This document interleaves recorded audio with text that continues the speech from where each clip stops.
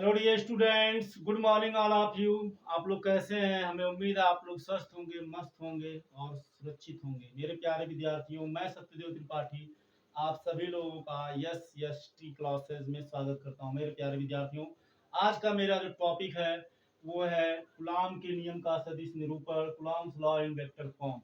इसके पहले आप पढ़ चुके हैं, जो वीडियो अपलोड हो चुका है कि किन्हीं दो बिंदु आवेशों के बीच लगने वाला आकर्षण अथवा प्रतिकर्षण बल बीच के दूरी के वर्ग के व्युत्क्रमानुपाती तथा आवेश के गुणनफल के अनुक्रमानुपाती होता है। लेकिन अब आप ये भी जानते हैं कि बल हमारा सदिश राशि है। तो सदिश राशि में क्या होता है, परिमाण के साथ साथ दिशा भी दी हुई होती है, डायरेक्शन का भी ज्ञान होता है। तो इसे हमें मतलब वेक्टर फॉर्म में कैसे लिखेंगे, इसके लिए हमें हमें यहाँ समझना है। देखिए, मान लीजिए कोई बिंदु आवेश है Q1 और यहाँ मान लेते हैं कोई बिंदु आवेश है Q2। ठीक है, मान लेते हैं दोनों बिंदु आवेश क्या है, समान है। मान लेते हैं सब कुछ करिए, ये भी प्लस है, ये भी प्लस है। ठीक, तो अब आपको ये लेग लाइन हो गया, इसी लाइन के अलोंग ये इस पर फोर्स इधर लगाएगा और इसी लाइन के अलोंग ये फोर्स इस पर इधर लगाएगा। अब यह क्या है, सदिश राशि है, वेक्टर क्वांटिटीज है, इसलिए इसमें हम तीर लगा देंगे। अब देखिए, इस पर बल लगेगा तो वन पर बल लग रहा है, किसके द्वारा, दो के द्वारा। तो इस यानी Q1 पर जो फोर्स लग रहा है उसका नाम हो गया वेक्टर F12। अब इस पर जो बल लग टू पर बल किस पर लग रहा है, टू पर। कौन लगा रहा है, Q1, तो हो गया वेक्टर F21। तो Q2 पर जो फोर्स अप्लाई हो रहा है वेक्टर F21 हो गया, और इस पर जो फोर्स अप्लाई हो रहा है ये वेक्टर F12 हो गया। अब मान लीजिए यहां ऐसे लिखिए, माना दो बिंदु आवेश, माना दो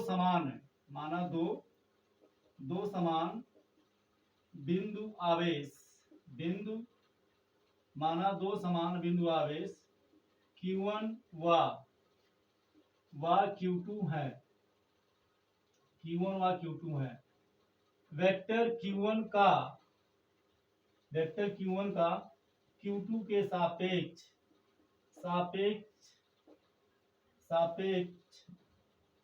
स्थिति विस्थापन 1 के सापेक्ष मान रहे हैं तो 1 मानेंगे। अब बीच के डिस्टेंस को r से रिप्रेजेंट करते थे ना, तो Q1 का Q2 के सापेक्ष वेक्टर R12। ठीक, क्योंकि सदिश राशि है, एक डायरेक्शन में है तो R12 तथा Q2 का Q1 के सापेक्ष स्थिति विस्थापन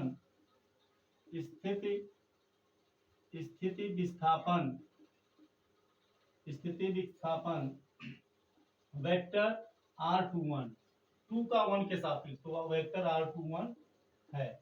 ठीक है, तथा वेक्टर R12 एवं वेक्टर R21 का परिमाण क्रमशः, अब आप ये पढ़े हैं क्लास 11 में, आपको याद होगा वेक्टर ए का परिमाण ए होता है। ठीक है, तो वेक्टर R12 का जो परिमाण होगा ये R12 होगा तथा वेक्टर R21 का R21 होगा। ठीक है ना। अब हमें पता चल गया, क्या पता चल गया, इसके कारण इस पे, तो ये जो होगा, अब हम जानते हैं, ये आप पढ़े हैं क्लास 11 में, cap A is equal to vector A upon A। ठीक है, ये जहां वेक्टर A अपॉन A क्या है, एकांक वेक्टर है, जिसको हम यूनिट वेक्टर बोलते हैं, एकांक सदिश। तो इसको जब इस फॉर्म में रखेंगे तो हो जाएगा कैप R21 और इसका जो होगा ये होगा कैप R12। तो अब यहाँ हम लिखते हैं Q2 के कारण Q1 पर लगने वाला बल। पहले इस पे बल कितना लगेगा निकालते हैं। तो Q2 के कारण Q1 पर लगने वाला, समान है ना, तो क्या लिखेंगे यहाँ प्रतिकर्षण लिखेंगे, लगने वाला प्रतिकर्षण बल, लगने वाला प्रतिकर्षण, लगने वाला प्रतिकर्षण बल। ठीक, क्योंकि समान आवेश एक दूसरे को प्रतिकर्षित करते हैं, तो कौन सा बल लग रहा है Q2 के कारण Q1 पर, वेक्टर F12, तो vector F12 is equal to हो जाएगा 1/4 pi epsilon not into Q1 Q2 अपान बीच का डिस्टेंस तो कितना है 12 का है, तो ये हो जाएगा R12 R1 स्क्वायर 12, और यहाँ हमारा जो यूनिट वेक्टर के फॉर्म में जो आया वो ये, तो इसके रूप में क्या आ जाएगा, ये हो जाएगा कैप R12। ये हो गया इक्वेशन नंबर फर्स्ट। फिर यहाँ देखते हैं अब इस पर कितना फोर्स लग रहा है, तो Q1 के कारण, Q1 के कारण Q2 पर, Q2 पर लगने वाला, Q2 पर लगने वाला वाला प्रतिकर्षण बल, लगने वाला प्रतिकर्षण बल, तो इस पर लगने वाला ये है Q1 के कारण जो इस पर लग रहा है ये क्या है, vector F21 is equal to 1/4 pi epsilon not into Q1 Q2 by, अब ये हो जाएगा R स्क्वायर 21 कैप R21। ये हो गया क्वेश्चन नंबर सेकेंड। अब आप ये पढ़े हैं, आप ये पढ़े हैं कि यदि मान लीजिए ये कोई वेक्टर ए है और एक वेक्टर बी है, दोनों का परिमाण समान है, कहने का मतलब वेक्टर ए का परिमाण भी 5 है और वेक्टर बी का परिमाण भी 5 है, तो यहाँ हम लिखेंगे वेक्टर ए बराबर वेक्टर बी। ठीक है, क्यों, क्योंकि दोनों का परिमाण समान है, लेकिन इसकी दिशा विपरीत है, यहाँ माइनस लगा देंगे। बात समझ में आई? तो दोनों की जो है, दोनों का जो फोर्सेस है, चार्ज वही है, डिस्टेंस सेम है, तो इस तरह से फोर्स सेम लगेगा। तो ऐसे स्थिति में क्या होगा, vector F12 is equal to होगा माइनस वेक्टर F21। ठीक है, ये मेरा यहाँ कंक्लूजन निकला। ठीक, मतलब ये बराबर इक्वल का सिंबल ये रिप्रेजेंट कर रहा है कि यह बल इस बल के बराबर है, और माइनस चिन्ह यह रिप्रेजेंट कर रहा है कि दोनों बल एक दूसरे के विपरीत हैं। यानी यदि वेक्टर F12 लेफ्ट राइट की ओर अप्लाई हो रहा है तो वेक्टर F21 लेफ्ट की ओर अप्लाई हो रहा है। तो इस तरह से कूलॉम के तीसरे नियम का सत्यापन हो जाता है। कूलॉम का तीसरा नियम क्या है, कूलॉम के तीसरे नियम के अनुसार, कूलॉम का तीसरे नियम का ये सत्यापन कर रहे हैं। सत्यापन क्या कर रहे हैं, दोनों बल बराबर हैं परंतु क्या है, विपरीत है। तो इस तरह से ये हमारा निकल के आया और ये हमारा हो गया वेक्टर फॉर्म में। ठीक है ना, कूलॉम के नियम का सदिश निरूपण। चलिए फटाफट इसका स्क्रीनशॉट लीजिए, फिर हम नेक्स्ट टॉपिक देखते हैं। नेक्स्ट टॉपिक जो मेरा है, बहुल आवेशों के बीच बल, अध्यारोपण का सिद्धांत। बहुल आवेशों के बीच बल, अध्यारोपण का सिद्धांत, सुपर लॉ ऑफ सुपरपोजिशन। ठीक है, तो forces between multiple charges, law of superposition, बहुल चार्जों के बीच या बहुल आवेशों के बीच बल, लॉ ऑफ सुपरपोजिशन, अध्यारोपण का सिद्धांत। तो मेरा जो टॉपिक है लिखते हैं, बहुल आवेशों के बीच बल, बहुल आवेशों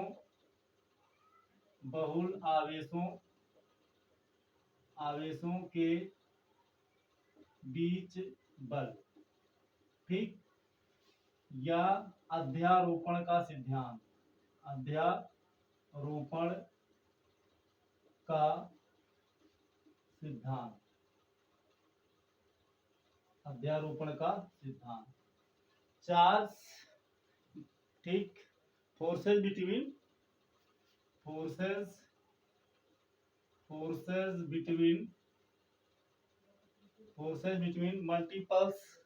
multiple charge, multiple charge are principle of superposition. Principle of superposition.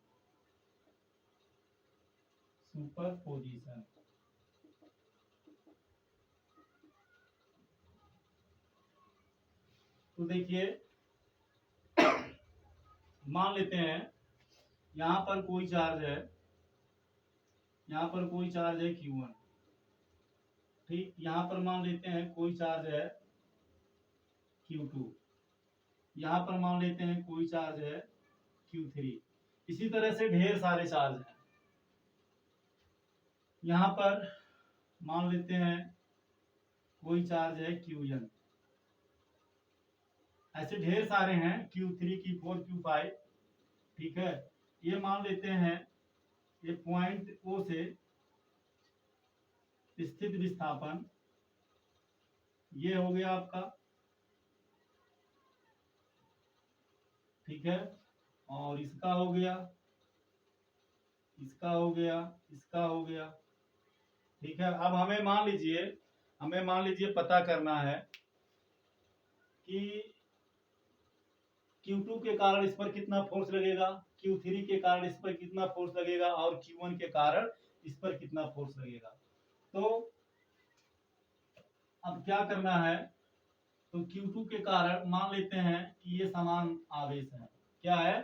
समान आवेश हम मान लेते हैं। तो Q2 के कारण Q1 पर जो फोर्स लगेगा, तो यहाँ लिखिए कौन सा फोर्स लगेगा। वेक्टर ये 1 है, तो 1 किसके द्वारा, 2 के द्वारा, वेक्टर F12। यहाँ लिखेंगे Q1 के कारण Q2 के कारण Q1 पर लगने वाला बल। ठीक, तो हमने इसको मान लिया है कि ये समान चार्ज है, तो समान चार्ज है तो रिपेल करेगा इधर की ओर, तो हो जाएगा vector F12 is equal to हो जाएगा 1/4 पाई एप्सिलॉन नॉट इनटू किसके किसके बीच, Q1 Q2 के बीच, तो हो जाएगा Q1 Q2 अपान इसके बीच का डिस्टेंस, क्या हो जाएगा, हो जाएगा R1 R square 12 cap R12। ठीक, ये हो गया क्वेश्चन नंबर फर्स्ट। फिर Q3 के कारण भी इस पे फोर्स लगेगा, इधर लगेगा, तो किस पे लगेगा, 1 पर लगेगा, किसके द्वारा, 3 के द्वारा, तो ये Q3 हो गया। तो यहाँ लिखेंगे हम Q3 के कारण Q1 पर लगने वाला बल। ठीक, तो क्या मिलेगा, वेक्टर Q3 के कारण Q1 पर कौन बल लग रहा है, vector F13 is equal to 1/4 pi epsilon not into Q1 किसके किसके बीच, Q1 और Q3 के बीच। तो यहाँ देखिए Q1 और Q2 था, तो यहाँ Q1 Q2 हो गया, यहाँ फोर्स Q1 Q3 है, Q1 Q3 के द्वारा Q1 पे है, तो यहाँ चार्ज हो जाएगा Q1 into Q3 by R1 R square 13 cap R13। ये हो गया क्वेश्चन नंबर सेकेंड। फिर इसी तरह से इसके द्वारा भी लगेगा इस पे फोर्स। ठीक, तो इसके द्वारा इस पे जो फोर्स लगेगा वेक्टर F सदिश राशि, तो यहाँ 3 लगा दिए, 1 पर लग रहा है किसके द्वारा, Qn के द्वारा, तो यहाँ n हो गया, तो हो जाएगा, यहाँ लिखेंगे हम ठीक Qn के कारण, ठीक है, F1 Qn के कारण Q1 पर बल। ठीक, तो क्या होगा, हो जाएगा वेक्टर F1 पर लग रहा है n के द्वारा, तो n हो गया लगने वाला बल 1/4 pi epsilon not into Q1 किसके बीच लग रहा है, Q1 और Qn के बीच, तो हो जाएगा Qn अपान डिस्टेंस क्या हो जाएगा, यहाँ R हो जाएगा और n हो जाएगा, तो हो जाएगा R1n R square 1n cap R1n। ये हो गया क्वेश्चन नंबर थर्ड। अब हमें पता करना है 1 पर कुल कितना लगेगा। तो 1 पर ये भी लग रहा है, 1 पर ये भी फोर्स लग रहा है और 1 पर ये भी फोर्स लग रहा है, तो तीनों को जोड़ना पड़ेगा। यहाँ देखिए, इसलिए 1 प्लस 1 प्लस 2 प्लस 3, मतलब तीनों समीकरण को जोड़ने पर, तो जब जोड़ देंगे तो हमें क्या मिलेगा, vector F12 plus vector F13 plus vector F1n is equal to, अब देखिए 1/4πε0 इसमें भी है, ठीक है। तो वेक्टर F12 का क्या है, 1/4πε0 इंटू Q1, इसका 1 का हम 1 टू वेक्टर F12 का लिख रहे हैं, Q1 Q2 अपान R²12 कैप R12, ठीक। ये हो गया किसका, ये हो गया F12 का, प्लस F13 का क्या हो जाएगा, 1 बाई इसका वैल्यू 1/4πε0 इंटू Q1 Q3, यहाँ 13 है ना, तो 13 का क्या निकला, Q1 Q3, तो Q1 Q3 अपान R²13 R cap 13 plus F1n, तो क्या हो जाएगा 1/4πε0 इंटू Q1 Qn अपान हो जाएगा R²1n और ये हो जाएगा कैप R1n, ठीक। तो यह हमें मिलेगा वेक्टर F12 प्लस, देखिए इसी तरह से Q1, यहाँ हम डॉट डॉट कर देते हैं, Q3 Q4 Q5, ठीक है ना। तो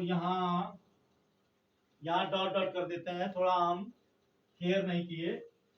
Q3 के बाद फिर F14 होगा, फिर F15 होगा, फिर F16 होगा, फिर ये हो जाएगा आपका F1n।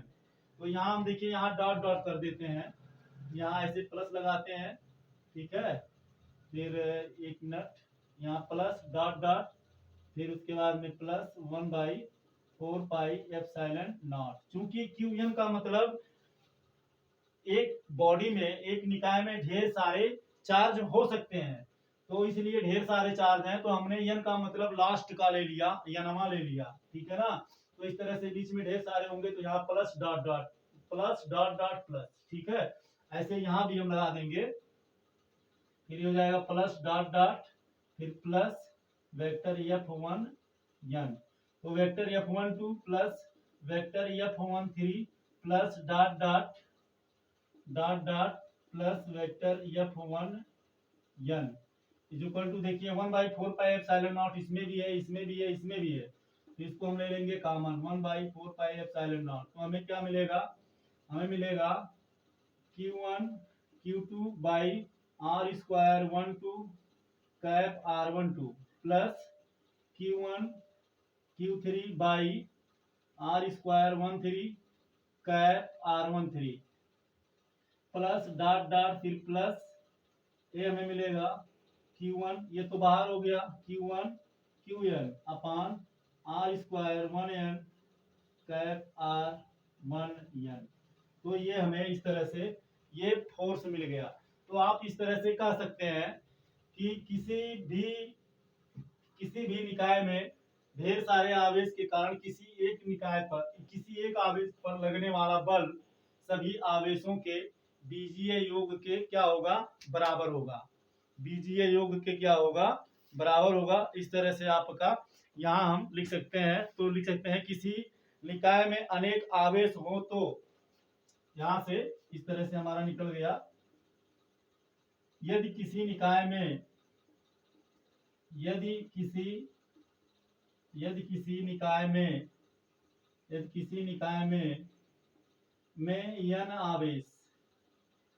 आवेश हो, तो किसी एक आवेश पर लगने वाला किसी एक आवेश पर लगने वाला बल सभी बलों के सभी बलों के लगने वाला बल सभी